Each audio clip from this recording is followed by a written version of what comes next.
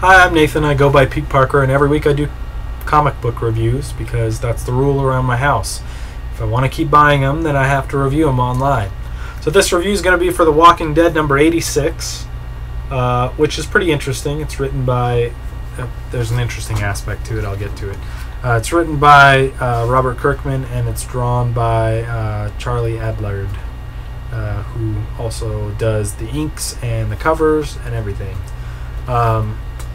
So the interesting part about this book is when I went to the comic book store today to put in my pull list for tomorrow, because I'm doing these extremely late, I looked down and I saw that The Walking Dead had come out the week before, and I did not remember reading it at all. And I was like, The Walking Dead came out?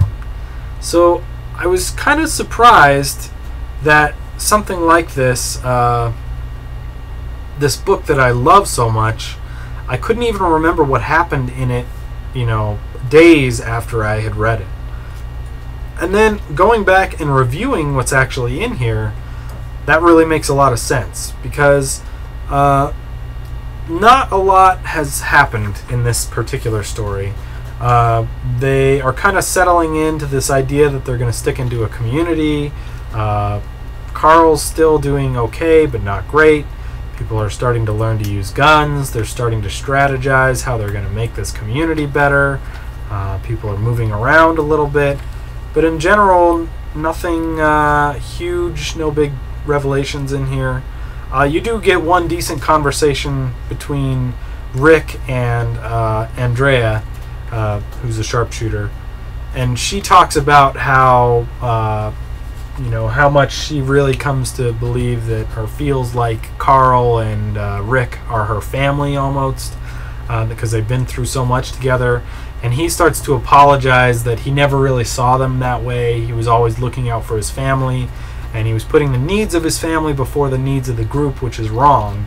The thing that's going to save them all is putting is community and putting each other before everything else. And he's really super happy and optimistic here about this working in the future.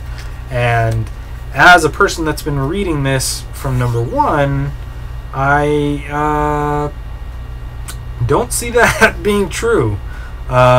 They keep going back to this idea in this book that this little gated community is the solution that they've been looking for. And given the longevity of this book and the solutions that they've found previously, it's really not going to be that way. Either Rick is totally going crazy and changing his views completely, or there's just a significant character change that's going to carry this book in a completely different direction for the next, 86 issues.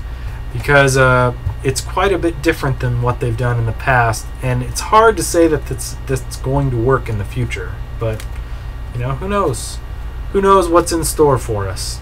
Also in this issue, you get the Elephant Men prelude, and I think I read this somewhere else also. But you get, I think, a whole issue slapped on the back upside down here, along with that. And I can't say that I love that either.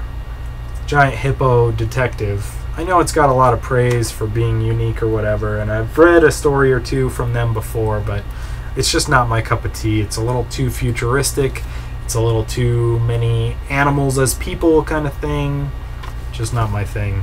And it's interesting that it got connected to The Walking Dead, because The Walking Dead is so not that kind of thing either. Yes, there's zombies in it, but it's really like a piece about the survivors themselves, right? The whole idea is that that's not the story. But anyway, I can't really give this a great review.